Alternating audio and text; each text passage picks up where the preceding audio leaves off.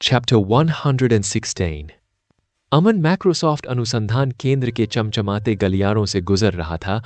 उसकी काली झबरा भालू जैसी पोशाक हर कदम पर धीरे से हिल रही थी। उसकी टीम उसके पीछे पीछे चल रही थी। उसकी आंखें अविचल सतर्कता से अपने आस पास के वातावरण पर नजर रख रही थीं। न्यूरल रिसर्च लैब में पहुंचकर अमन ने बिग मैक और अन्य अंगरक्षकों को बाहर पहरा देने का संकेत दिया। वह लैब के हाई टेक सुरक्षा द्वार के पास पहुंचा। अपने जाली प्रवेश कार्ड और बायोमेट्रिक स्कैन के साथ दरवाजा खुल गया और अत्याधुनिक उपकरणों और जटिल मशीनों से भरा एक कमरा सामने आया।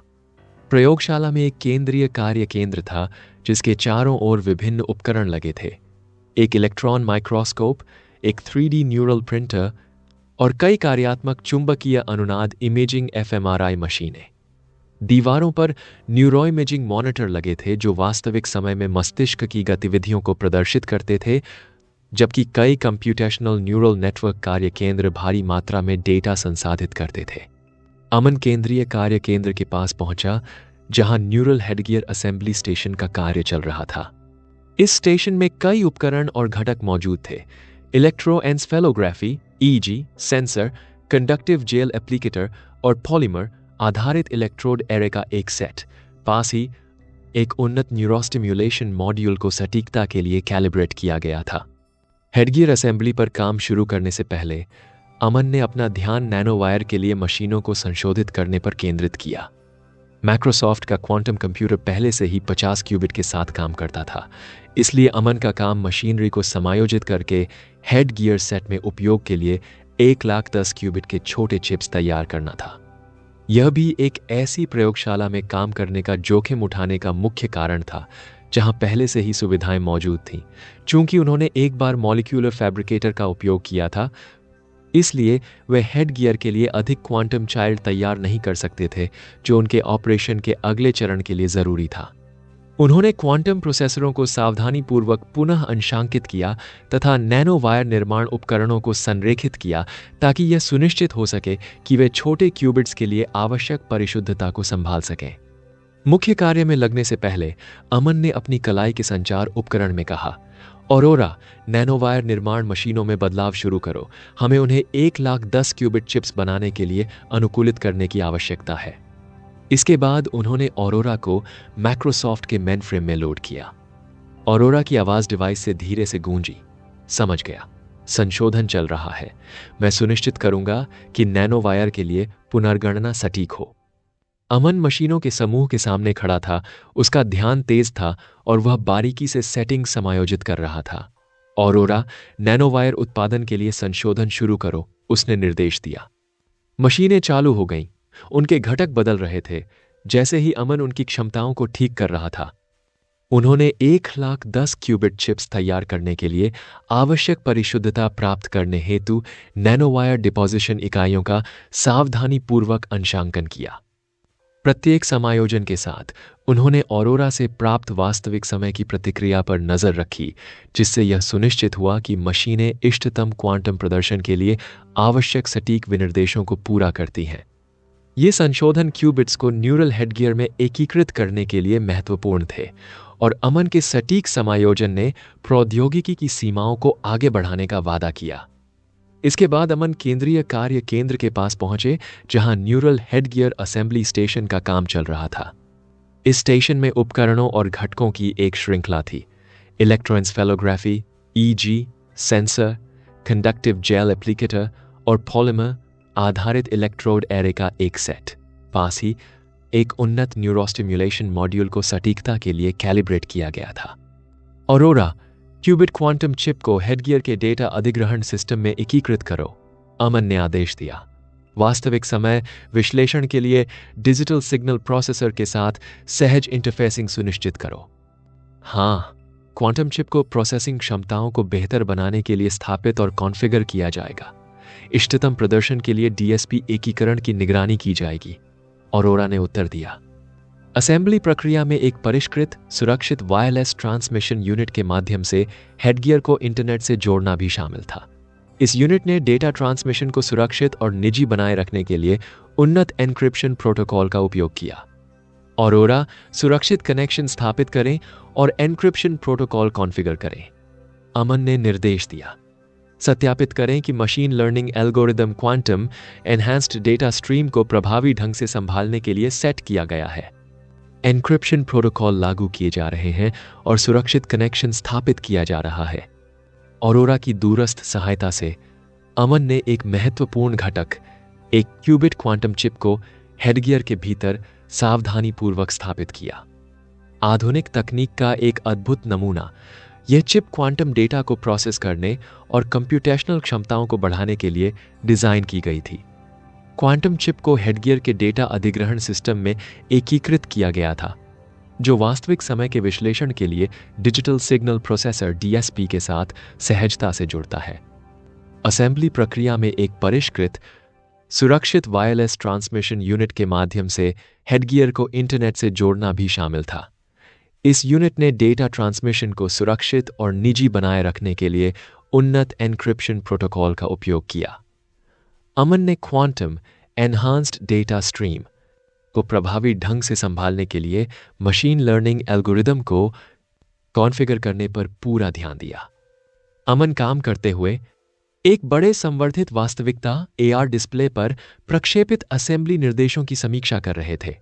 हल्के कार्बन फाइबर से बने हेडगियर का कोर लचीले सर्किट बोर्ड और micro electromechanical system MEMS sensor से सुसज्जित था। एमवी लैम्पियर में आपका स्वागत है।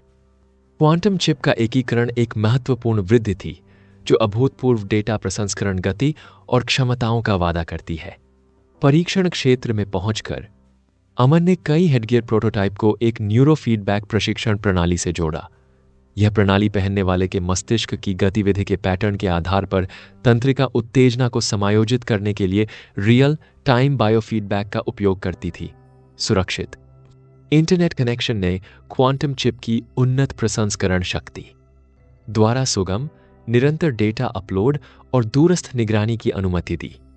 अमन ने परीक्षण परिणामों की बारीकी से समीक्षा की और सुनिश्चित किया कि प्रोटोटाइप सटीकता और विश्वसनीयता के मामले में उनके मानकों पर खरे उतरे।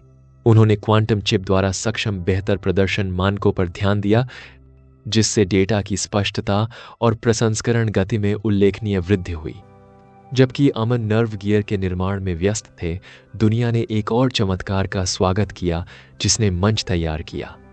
पियर्स पार्क में एकत्रित भीड़ में उत्सुकता साफ देखी जा सकती थी। अपने नवाचार और अत्याधुनिक तकनीक के लिए प्रसिद्ध .ears अपने नवीनतम फ्लैगशिप डिवाइस पियर्स आईफोन 15 का अनावरण करने वाला था। तकनीकी उत्साही, मीडिया प्रतिनिधियों और उद्योग के अंदरूनी सूत्रों से भरा सभागार उत्साह से गूंज उठा। रोशनी मंद हो गई और मंच पर लगी विशाल स्क्रीन पर पियर्स का लोगो चमक उठा। जैसे ही कंपनी के सीईओ स्टीवन हुक मंच पर आए, दर्शकों में सन्नाटा छा गया। जब वे बहुप्रतीक्षित डिवाइस को प्रदर्शित करने के लिए तैयार हुए, तो उनकी आत्मविश्वास भरी उपस्थिति ने सबका ध्यान अपनी ओर खींचा।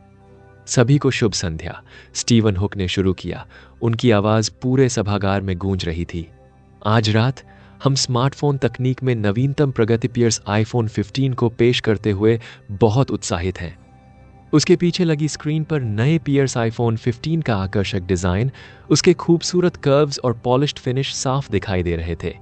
इस डिवाइस में एक शानदार एज टू एज डिस्प्ले, एक शक्तिशाली नया प्रोसेसर और एक ऐसा कैमरा सिस्टम था जो बेजोड़ फोटो क्वालिटी का वादा करता था। हुक ने आगे कहा, पियर्स आईफोन 15 के साथ हम एक स्मार्टफोन की परिभाषा को नए सिरे से परिभाषित कर रहे हैं। हमारी टीम ने अत्याधुनिक तकनीक और डिजाइन को एकीकृत करने के लिए अथक परिश्रम किया है, ताकि एक ऐसा डिवाइस तैयार किया जा सके जो न केवल आपकी अपेक्षाओं पर खरा उतरे, बल्कि उनसे भी बढ़कर हो। उन्होंने कुछ प्रमुख विशेषताओं पर प्रकाश डाला। उन्नत कम रोशनी क्षमताओं वाला एक क्रांतिकारी कैमरा सिस्टम, जीवंत रंग सटीकता वाला एक उच्च रिजोल्यूशन डिस्प्ले और उन्नत बायोमेट्रिक सुरक्षा सुविधाएं। पियर्स आईफोन 15 में अपने नए प्रोसेसर की बदौलत बेहतर बैटरी लाइफ और तेज परफॉर्मेंस का भी दावा किया गया है। पियर्स आईफोन 15 की एक सबसे खासियत हमारी नई ब्रीच प्रोटेक्टर तकनीक के साथ इसका एकीकरण है, हुक ने घोषणा की। सुरक्षा की यह मजबूत और अटूट दीवार सुनिश्चित करती है कि आपका डेटा पूरी तरह सुरक्षित रहे। हमें इसकी क्षमताओं पर इतना भरोसा है कि हम पूरी दुनिया को चुनौती दे रहे हैं। अगर कोई भी हमारे सुरक्षा फायरवॉल को भेद सकता है तो पियर्स उसे $1 करोड़ की भारी रकम देगा। ओह, क्या क्या मैंने कुछ गलत सुना? यह सुनकर भीड़ पागल हो गई और कई लोग तो सन्न रह गए, क्योंकि यह बहुत चौंकाने वाला था। जब हुक ने पियर्स के पारिस्थितिकी तंत्र के साथ फोन के एकीकरण के बारे में विस्तार से बताया, जिसमें उनके स्मार्ट उपकरणों और सेवाओं की श्रृंखला के साथ सहज कनेक्टिविटी भी शामिल थी, तो दर्शकों ने उत्साहपूर्ण तालियों से इसका स्वागत किया। हुक ने कहा, इसके अलावा पियर्स आईफोन 15 को स्थिरता को ध्यान में रखकर डिजाइन किया गया है। यह अब तक का हमारा सबसे पर्यावरण अनुकूल उपकरण है, जिसमें पुनर्चक्रित सामग्री और ऊर्जा कुशल घटकों का उपयोग किया गया है। प्लास्टिक की बर्बादी रोकने के लिए हम पैकेज के साथ चार्जर नहीं बेचेंगे, क्योंकि यह अतिरिक्त जगह लेता है। आप इसे अलग से भी खरीद सकते हैं। आपको केवल छोटे बॉक्स में पैक किया हुआ आईफोन मिलता है, जिससे कागज, जगह और प्लास्टिक की बर्बादी कम होती है और पर्यावरण के अनुकूल उत्पाद उपलब्ध होते हैं। यहां तक कि फोन में भी 1 ग्राम भी प्लास्टिक का इस्तेमाल नहीं होता है। जैसे ही प्रस्तुति समाप्त हुई, स्टीवन हुक ने नए पियर्स आईफोन 15 मॉडल की कीमत का खुलासा किया। पियर्स आईफोन 15,899, पियर्स आईफोन 15 प्रो 499, पियर्स आईफोन 15 अल्ट्रा 1499। सूरी अपनी कार में बैठी हुई पियर्स इंक के नवीनतम अपडेट्स देख रही थी। उसकी आंखें सिकुड़ गईं जब उसने पियर्स के शेयर मूल्य में उल्लेखनीय वृद्धि देखी, जो आईफोन 15 की शुरुआत के बाद केवल 2 हफ्तों में 32% बढ़ गया था। यह वृद्धि निर्विवाद रूप से अमन के ऐप से जुड़ी थी, एक तथ्य जो उसके ध्यान से नहीं छिपा था। इस सफलता के बावजूद सूरी को पता था कि पियर्स के फायरवॉल को बाईपास करने की चुनौती एक वैश्विक विफलता थी और दुनिया की प्रतिक्रिया कुछ भी नहीं बल्कि तुच्छ थी। इसके निहितार्थ बहुत बड़े थे। जहां एक और यूएसएल, जिसे पियर के नाम से जाना जाता था, आर्थिक रूप से यूएसएल से गहराई से जुड़ा हुआ था, वहीं दूसरी ओर सोवियत गणराज्य, दक्षिया और ग्रेट रॉयल सकुरा जैसे देश उथल पुथल में थे। सोवियत गणराज्य खास तौर पर लड़खड़ा रहा था, क्योंकि अभेद्य फायरवॉल उनकी योजनाओं को पटरी से उतारने का खतरा पैदा कर रहा था। इसके प्रभाव स्पष्ट थे। यह सोचकर सूरी ने एक क्षण के लिए भगवान को धन्यवाद दिया। अमन का दुर्भाग्य अनजाने में एक वैश्विक शीत युद्ध बन गया था और अमन के सुर्खियों में आने से वह गंभीर खतरे में पड़ सकता था। सूरी इन्भू राजनीतिक बदलावों पर विचार कर रही थी, तभी उनकी कार रुक गई। उनके अंगरक्षक की आवाज ने उनके विचारों को बाधित किया। हम पहुंच गए हैं। काफिला बैरेट मैनर के भव्य प्रवेश द्वार से गुजरा। उसकी भव्यता तुरंत स्पष्ट दिखाई देने लगी। बैरेट परिवार के दीर्घकालिक कुलीनता का प्रतीक, विशाल संपत्ति उसके सामने फैली हुई थी। जैसे ही सूरी बाहर निकली, उसके पिता नथानियल बैरेट की दृढ़ निगाहों ने उसका स्वागत किया।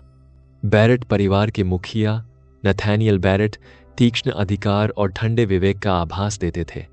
उनकी उपस्थिति प्रभावशाली थी, उनका व्यवहार अडिग। सूरी ने उनकी निगाहों का भार महसूस किया, जो उनकी अपेक्षाओं का मौन प्रमाण था। उसकी आंखों में समान दृढ़ता के साथ देखते हुए सूरी नहीं डगमगाई। उनके बीच तनाव साफ दिखाई दे रहा था, इच्छाओं का टकराव हवा में घुला हुआ था।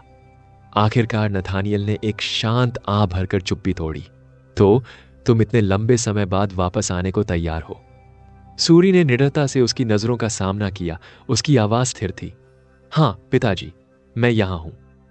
नथानियल सूरी को अपने अध्ययन कक्ष में ले गया, जो किताबों की अलमारियों से सजा हुआ था और गहरे रंग की लकड़ी के फर्नीचर से सजा था, जो उसके सादगी भरे स्वभाव को दर्शाता था। उसने उसे बैठने का इशारा किया और एक बड़े महोगनी मेज के पीछे अपनी जगह पर बैठ गया। बैठो, नथानियल ने अधिकार भरी आवाज में आदेश दिया। हमें इस बात पर चर्चा करनी है कि तुम वापस क्यों आई हो, और उससे भी ज्यादा जरूरी बात यह कि तुमने रिचर्ड से अपनी सगाई क्यों तोड़ दी। सूरी बैठ गई। उसके पिता की जांच के बोझ तले उसका संयम धीरे धीरे डगमगा रहा था। रिचर्ड मेरे लिए कभी सही नहीं था, उसने शुरू किया। उसकी आवाज शुरू में तो संयत थी, लेकिन जल्द ही उसकी तीव्रता बढ़ गई। वह एक प्लेबॉय है, एक घटिया इंसान जो सिर्फ अपने फायदे के लिए हमारे परिवार के नाम का फायदा उठाना चाहता है।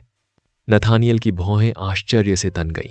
कमीने, रिचर्ड हमारे परिवार का वफादार साथी रहा है और ताकतवर परिवारों में कुछ खास तरह के समझौते होना कोई असामान्य बात नहीं है।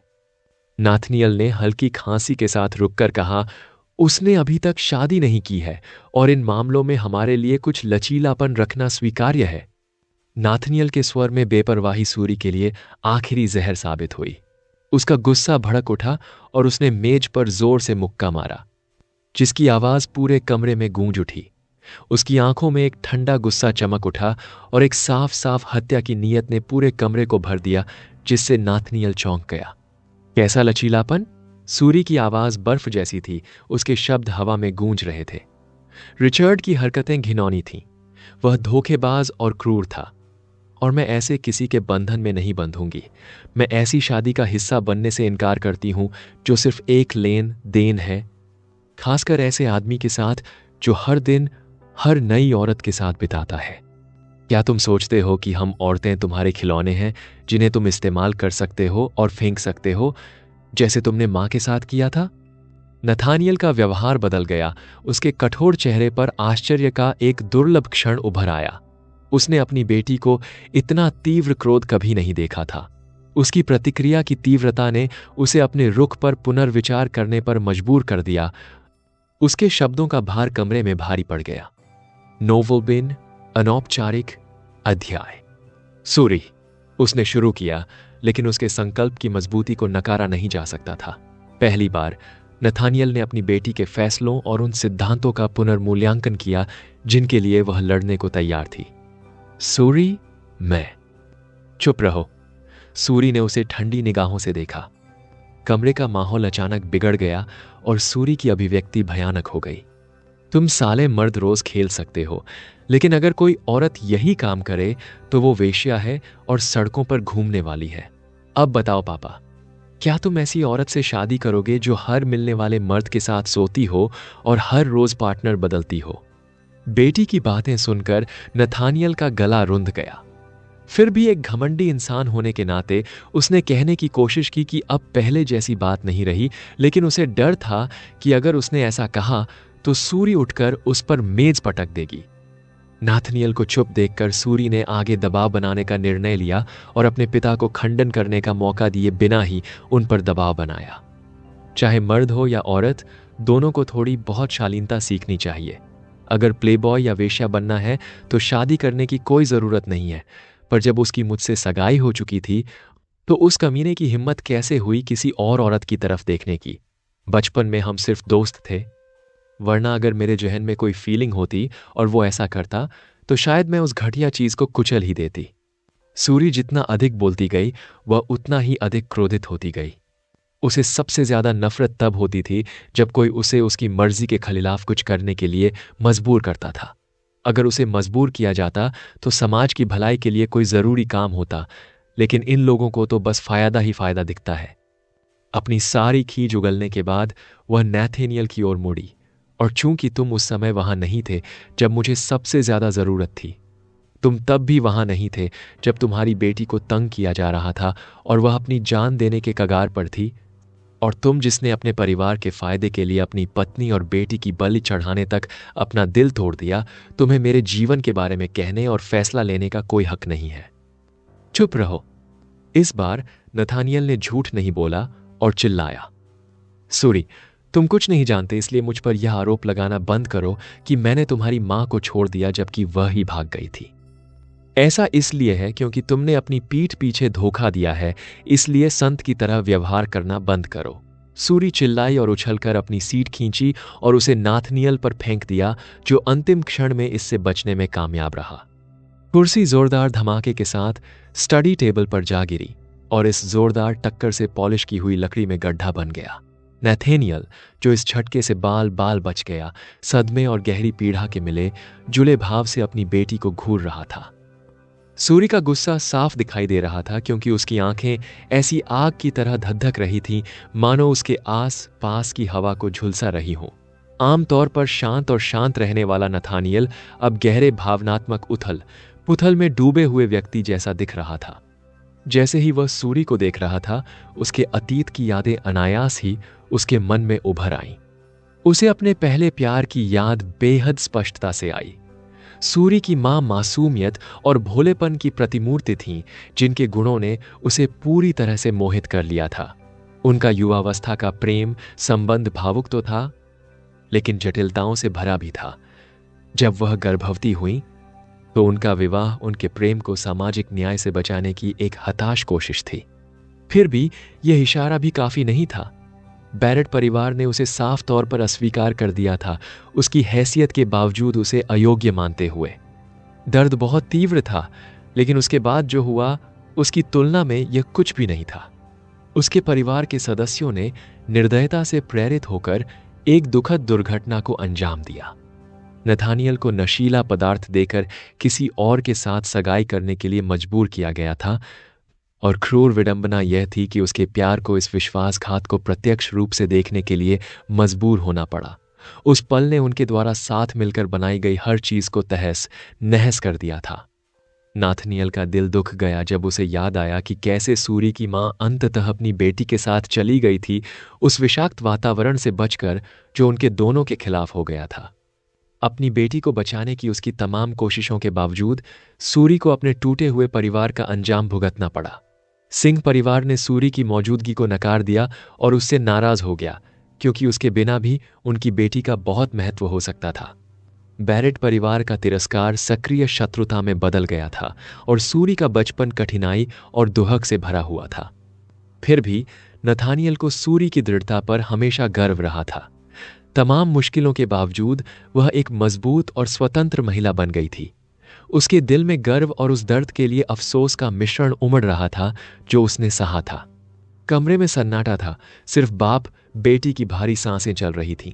आखिरकार नथानियल भावुक स्वर में बोला, सूरी, तुम्हें अंदाजा भी नहीं है कि जो कुछ हुआ उसका मुझे कितना अफसोस है। तुम्हारी मां, वो मेरे लिए सब कुछ थी। मैं सब कुछ ठीक करना चाहता था, लेकिन अपने ही परिवार की क्रूरता के आगे मैं लाचार था। और मैंने नहीं छा, रहने दो। नथानियल ने रुकने का फैसला किया। आगे कुछ भी समझाना बेकार लग रहा था और उसे नहीं लग रहा था कि सूरी उस पर यकीन भी करेगी। आगे बोलने से पहले उसने उलझन भरी नजरों से उसे घूरा।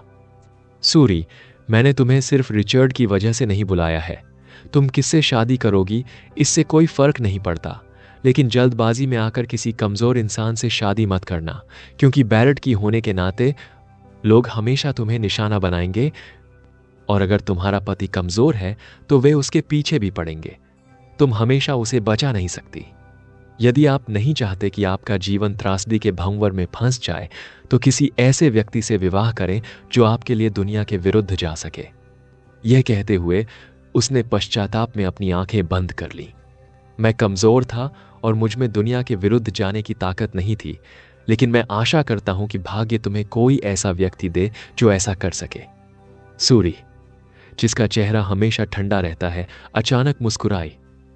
आपको इसके बारे में चिंता करने की जरूरत नहीं है, क्योंकि मैं उसके लिए दुनिया से लड़ने को तैयार हूं। अच्चू, अच्चू।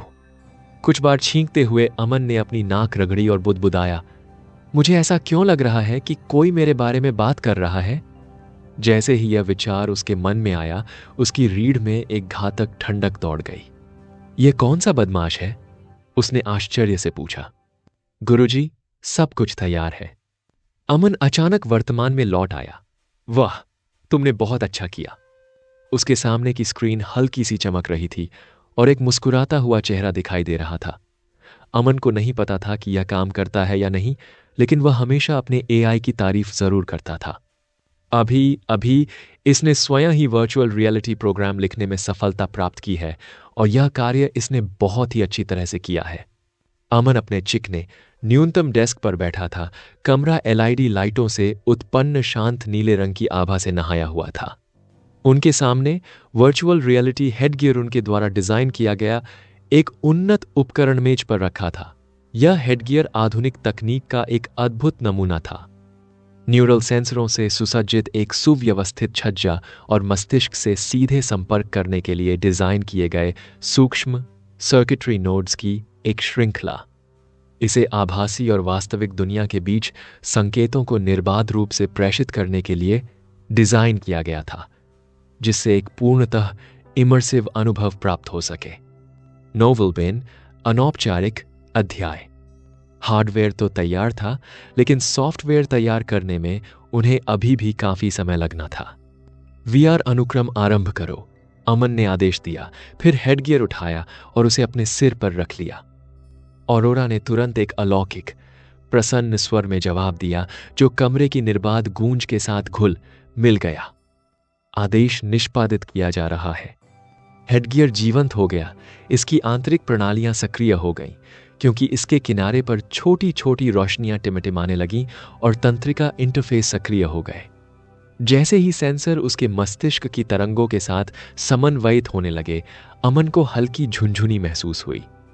हेडगियर से एक कोमल स्पंदित संकेत निकलता था, विद्युत चुंबकीय स्पंदनों का एक जटिल क्रम जो उसके मस्तिष्क में न्यूरॉन्स के साथ क्रिया करता था। इस प्रक्रिया ने उसकी चेतना और आभासी वातावरण के बीच एक सीधा संबंध स्थापित किया। जल्द ही उस पर एक ताजा शांति का एहसास छा गया, जिससे उसका डर कम हो गया।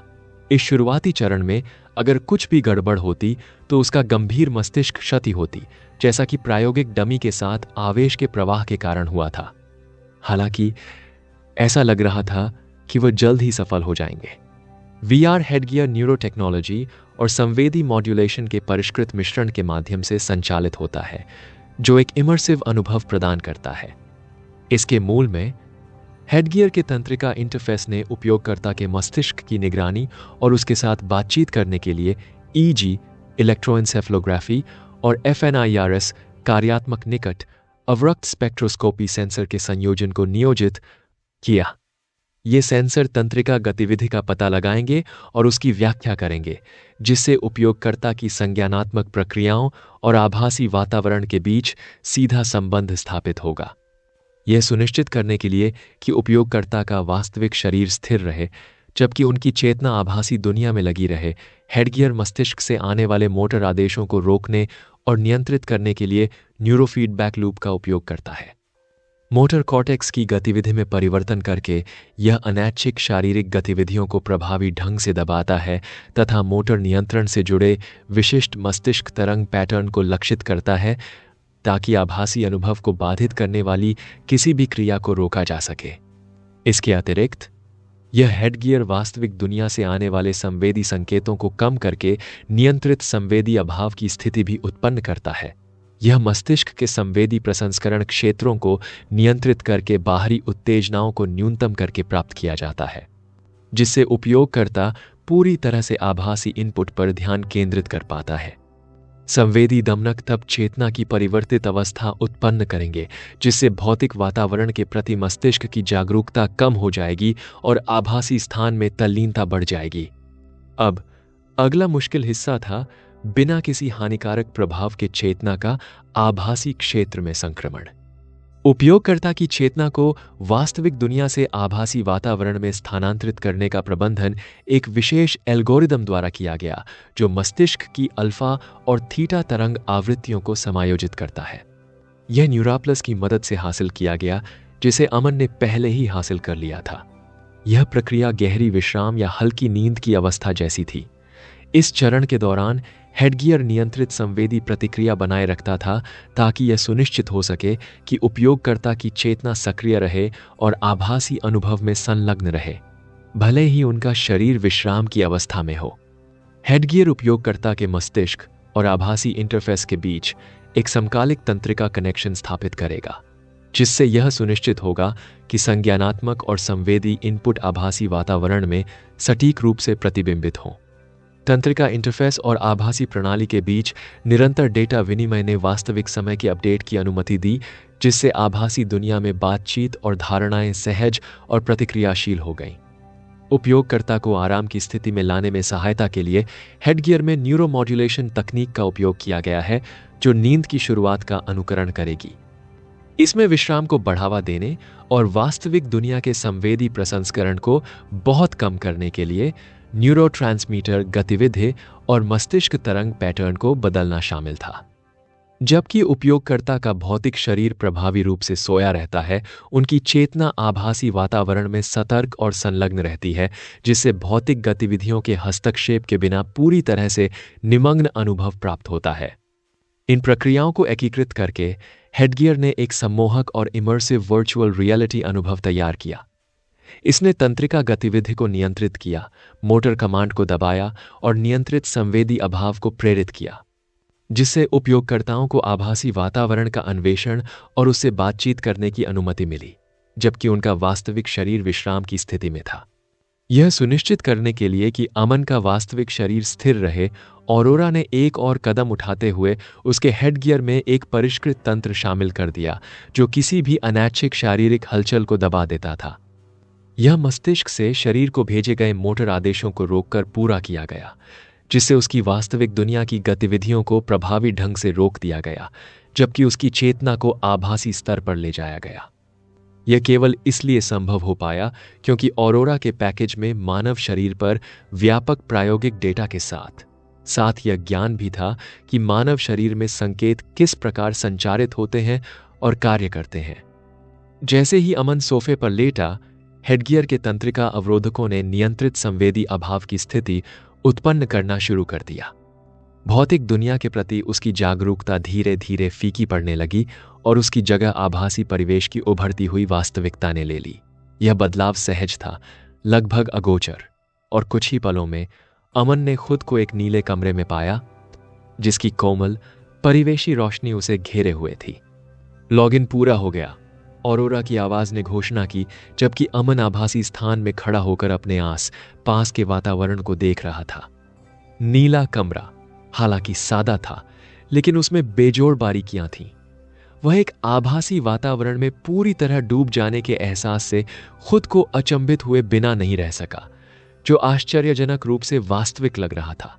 कमरे का एहसास, उसके आभासी शरीर का वजन और यहां तक कि बनावट की बारीकियां भी, सब कुछ पूरी तरह से अनुकरणीय थी, प्रभावशाली।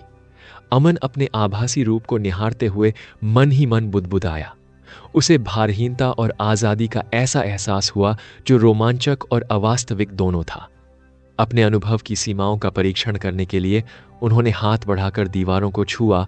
उनकी उंगलियां आभासी सतह पर इतनी सटीकता से स्पर्श कर रही थीं कि इसके यथार्थवादी अनुभव पर संदेह करने की कोई गुंजाइश नहीं बची। पर्यावरण को बगीचे में बदल दो, अमन ने संभावनाओं से उत्सुक होकर आदेश दिया। पल भर में नीला कमरा एक हरे भरे जीवंत बगीचे में बदल गया।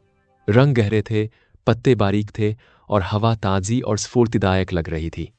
अमन खिले हुए फूलों, ऊंचे पेड़ों और दूर से आती कलकल करती नदी की आवाज से घिरा हुआ था। यह बदलाव इतना सहज था कि वह लगभग भूल ही गया कि वह एक सिमुलेशन में है। अनुभव MV, LE, MP, वर्ष सामग्री।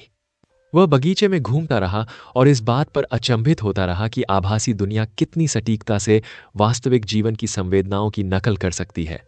हेडगियर का न्यूरल इंटरफेस उसके मन और आभासी वातावरण के बीच डेटा का एक स्थिर प्रवाह बनाए रखता था, जिससे यह सुनिश्चित होता था कि उसकी हर गतिविधि और बातचीत स्वाभाविक लगे। अमन ने अपने आभासी गाल पर छुटकी काटते हुए दर्द महसूस किया, जो उसकी संवेदनाओं की वास्तविकता की पुष्टि करने का एक सहज प्रयास था। आह! वह चिल्लाया, हालांकि दर्द क्षणिक था और जल्दी ही गायब हो गया। उसने अपना गाल रगड़ा, यह देखकर हैरान था कि आभासी दर्द कितना वास्तविक होता है। धिक्कार है, उसने मन ही मन बुदबुदाया। किसी चीज के बारे में जानना और उसे महसूस करना दो बिल्कुल अलग बातें हैं। उसने अपना मन एकाग्र किया और खुद को कपड़े पहनने की इच्छा की। तुरंत मानो जादू से उसके शरीर पर आभासी वस्त्र प्रकट हो गए। अमन ने यही नहीं रुकते हुए अपनी सीमाओं को और आगे बढ़ाने का फैसला किया। उसने अपने आसपास के बगीचे पर ध्यान केंद्रित किया और उसे समुद्र तट में बदलने की इच्छा जताई। जैसे जैसे आभासी वातावरण बदलता गया, उसे असली समुद्र तट जैसी जानी पहचानी अनुभूतियां होने लगीं। पानी की नमकीन महक, सीगल की चहचहाहट और चेहरे पर बहती हवा का हल्का हल्का स्पर्श। यह इतना प्रभावशाली था कि अमन लगभग भूल ही गया कि वह अभी भी एक आभासी दुनिया में है। मैं इसकी आदत डाल सकता हूं, उसने खुरदुरे रेत के कणों पर हाथ फेरते हुए कहा। तभी उसे एहसास हुआ कि वह ऑरोरा को बुलाना भूल गया था। ऑरोरा, उसने पुकारा। यहां सर। ऑरोरा अमन के सामने प्रकट हुई। उसका रूप एक परिपक्व, आकर्षक महिला का था जिसके लाल बाल लहरा रहे थे। उनकी उपस्थिति परिष्कृत तथापि सुंदर थी। उनका शरीर सुस्पष्ट था तथा उनमें एक भव्यता थी जो उनकी जटिलता को उजागर करती थी। वाह, अमन ने उसकी खूबसूरती पर अचंभा करते हुए कहा। उसके गहरे लाल बाल उसकी पीठ पर लहरा रहे थे और उसके चेहरे के भाव इतने बारीकी से गढ़े गए थे कि वह वास्तविक और मनमोहक दोनों लग रही थी। यह जानते हुए भी कि वह सिर्फ एक कृत्रिम बुद्धि आई थी, उसका रूप इतना सम्मोहक था कि वह लगभग मूर्त सा लग रहा था। मैं कैसी दिखती हूं? ऑरोरा ने सहजता से पीछे मुड़ते हुए पूछा, जिससे अमन उसे हर कोण से देख सके। खूबसूरत, अमन ने शुरुआती हैरानी के बाद कहा। यह लुक तुम्हें कहां से सूझा? धन्यवाद सर, ऑरोरा ने उत्तर दिया। उसके गालों पर एक हल्की सी लाली उभर आई। चूंकि हम आभासी दुनिया में हैं, इसलिए मैं एक ऐसा शरीर चाहती थी जिससे मैं आपसे बातचीत कर सकूं। अपनी कंप्यूटिंग शक्ति में वृद्धि के साथ मैंने अपना आदर्श रूप बनाने का फैसला किया जो एक परिपक्व और परिष्कृत रूप को दर्शाता हो, क्योंकि मेरे आंकड़ों के अनुसार आप अपनी उम्र से बड़ी लड़कियों को पसंद करते हैं। अमन के चेहरे पर प्रश्न चिन्ह उभर आए क्योंकि वह सोच रहा था कि आखिर वह इस निष्कर्ष पर कैसे पहुंची। रुको, मुझे मत बताना कि उसे जलन हो जाएगी और फिर। सर, बेतुकी बातें सोचना बंद कीजिए, यह सिर्फ समय की बर्बादी है। इससे पहले कि अमन के विचार इधर उधर भटकते, ऑरोरा ने उसे कल्पनाओं से बाहर निकाल दिया। अच्छा, अमन ने अपना ध्यान काम पर केंद्रित करते हुए कहा। अब उन सभी रिपोर्टों पर गौर करते हैं जो धूल खा रही हैं। जी सर। ऑरोरा की अभिव्यक्ति पेशेवर दक्षता में बदल गई क्योंकि उसने अमन को आवश्यक डेटा और अपडेट प्रस्तुत करना शुरू कर दिया। वैसे, अमन ने थोड़ा रुककर पूछा, क्या नए पियर्स आईफोन बिक्री पर हैं? हां, वे पहले ही लॉन्च हो चुके हैं और चुनौती अभी भी पियर्स फायरवॉल के साथ चल रही है, जिसे मैंने हैक कर लिया था। यह सुनकर अमन के होठों पर एक भयावह, दुष्ट मुस्कान आ गई, जिस पर उसने भी ध्यान नहीं दिया। अपने व्यस्त कार्यक्रम और चुनौतीपूर्ण कार्य जीवन के कारण पियर्स के कर्मचारियों को स्वयं को तरोताजा करने के लिए बहुत आवश्यक अवकाश प्रदान किया गया। जैसन और उनकी आईटी विशेषज्ञों की टीम रिसोर्ट के विशेष स्विमिंग पूल में आराम कर रही थी, जो उनके तकनीक केंद्रित समूह के लिए एक असामान्य विलासिता थी। उन्होंने शांत वातावरण का आनंद लिया, जो उनके आमतौर पर उच्च तनाव वाले वातावरण के बिल्कुल विपरीत था। उनकी नई सीरीज रिलीज होने के बाद सभी को कुछ दिनों की छुट्टी मिल गई, जो उनके लिए एक आश्चर्य की बात थी। आखिरकार उनका बॉस तो ऐसा था जो आखिरी बूंद तक आपका मजा चूस सकता था। पियर्स इंक में वापस लौटने पर हमारे अगले कदमों के बारे में कोई विचार? क्या सब कुछ ठीक रहेगा? जेसन ने पूल के किनारे की शांत भंग करते हुए पूछा। हमें रक्षा विभाग में अपने संपर्क से संपर्क करके उनकी प्रगति का आकलन करना चाहिए। भले ही बॉस का दावा है कि इसे हैक नहीं किया जा सकता, लेकिन मुझे नहीं लगता कि हमें वैश्विक हैकरों को कम आंकना चाहिए। आखिरकार कुछ भी पूर्ण नहीं है, एक टीम सदस्य ने सुझाव दिया। मैं ऐसा कर सकता हूं, लेकिन मुझे उनकी रैंक के बारे में पता नहीं है, या यह भी नहीं पता कि उनके पास आवश्यक जानकारी है या नहीं, जेसन ने जवाब दिया। फिर वह अपने समूह के साथ आए होटल स्टाफ की ओर मुड़ा। पास पड़े एक बैग की ओर इशारा करते हुए उसने विनती की, कृपया उस बैग से मेरा फोन ला दीजिए।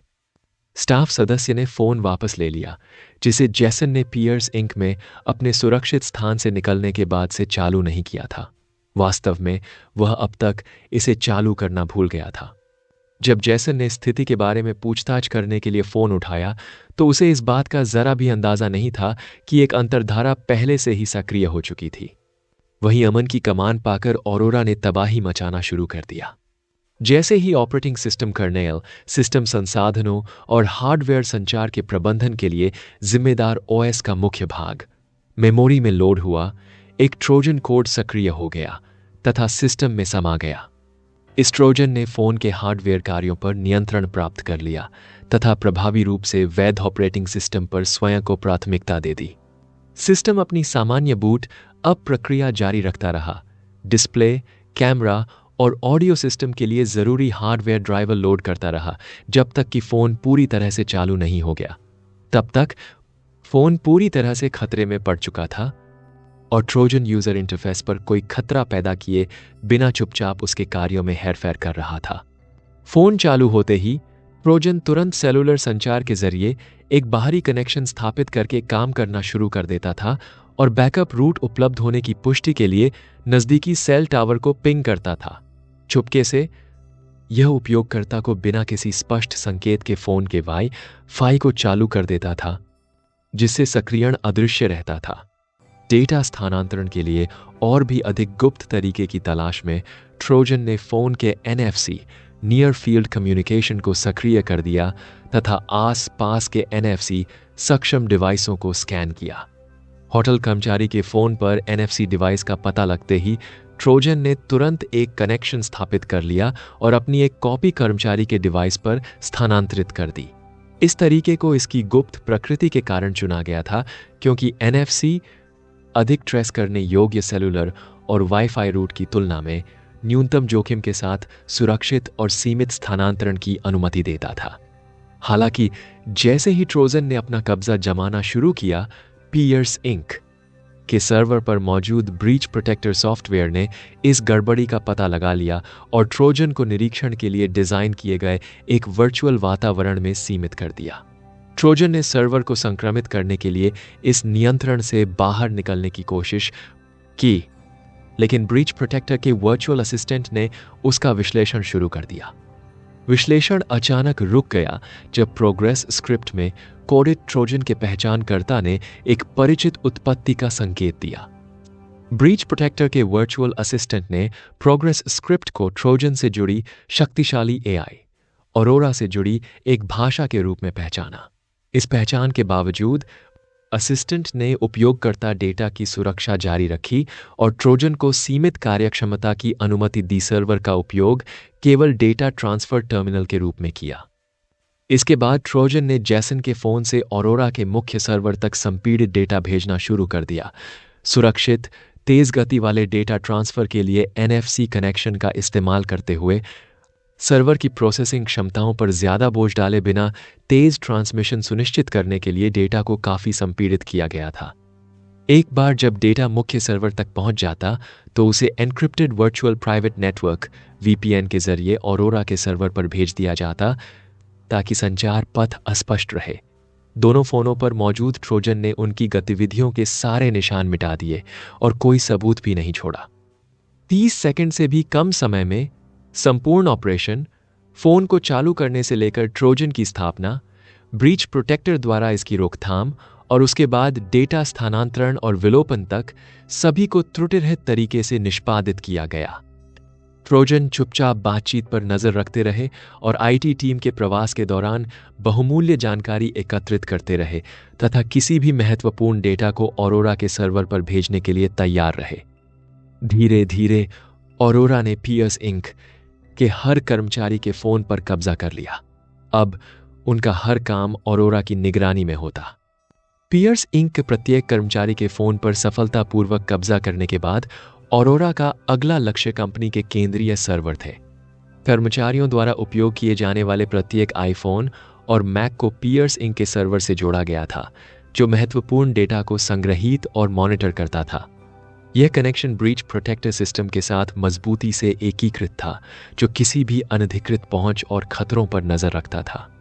ऑरोरा ने नेटवर्क में घुसपैठ की और ट्रोजन कोड द्वारा उत्पन्न भेद्यता का फायदा उठाया।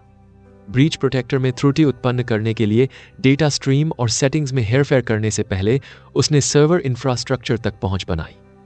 इस जानबूझकर की गई खराबी को पूरे सिस्टम को बंद करने के लिए डिज़ाइन किया गया था, जिससे ब्रीच प्रोटेक्टर द्वारा संरक्षित प्रत्येक डिवाइस डिस्कनेक्ट हो गया और अपना संचालन बंद कर दिया, जिससे प्रभावी रूप से अराजकता पैदा हो गई और कंपनी की प्राथमिक सुरक्षा प्रणाली अक्षम हो गई। माइक्रोसॉफ्ट लैब में वापस अमन ने ऑरोरा को अपने वर्चुअल हेडगियर द्वारा संसाधित किए जा रहे डेटा की जांच करने का निर्देश देने के बाद पूछा, क्या आप मेरे ब्रेन मैप और हेडगियर द्वारा संसाधित किए जा रहे अन्य डेटा तक पहुंच सकते हैं? ऑरोरा ने जवाब दिया, नहीं सर, हेडसेट में वर्चुअल रियलिटी प्रोग्राम मेरे इसे एक्सेस करने के प्रयासों को रोक रहा है। लगता है इसके लिए मुझे आपकी स्पष्ट अनुमति चाहिए। ठीक है, आगे बढ़ो। अमन ने उसे अपने मस्तिष्क से डेटा का पता लगाने की अनुमति दे दी। अमन उस पर पूरा भरोसा करता था और उसने पहले ऐसा करने की उसकी कोशिशों पर कोई सवाल नहीं उठाया। वह जानता था कि अपनी उन्नत एआई क्षमताओं और स्वतंत्र विचार प्रक्रियाओं के बावजूद वह उसे कभी धोखा नहीं देगी। अनुभव, एमवी, ले, एमपी, वर्ष सामग्री। जैसे ही ऑरोरा ने अमन के मस्तिष्क मानचित्र और डेटा तक पहुंचने का प्रयास किया, उसके सिस्टम ने तुरंत उसे सचेत किया। डिंग। यह पता चला है कि कोई बाहरी इकाई या कोई चीज उपयोगकर्ता के मस्तिष्क मानचित्र और अन्य जानकारी तक पहुंचने का प्रयास कर रही है।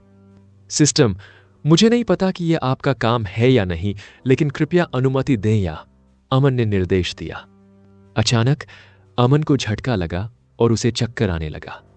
यद्यपि ऑरोरा को अमन के मस्तिष्क मानचित्र तक पहुंच प्राप्त हो गई थी, लेकिन सिस्टम ने कुछ विवरणों को छिपा दिया था, जिससे यह सुनिश्चित हो गया कि न तो ऑरोरा और न ही कोई अनधिकृत संस्था इसकी आंतरिक प्रणाली को देख सके या उसमें हेरफेर कर सके।